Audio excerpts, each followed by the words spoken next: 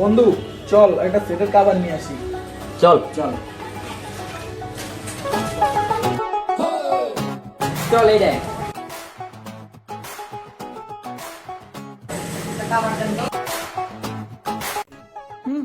এই যে এই সেটের কাবার। এই যে এইটা? হ্যাঁ আছে তো।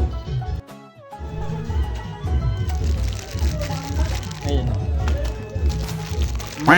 মামা তোর চেহারা লগে কিন্তু কাবারটা কিন্তু ম্যাচ খাইছে, তুই এটা ল ভালো হইব।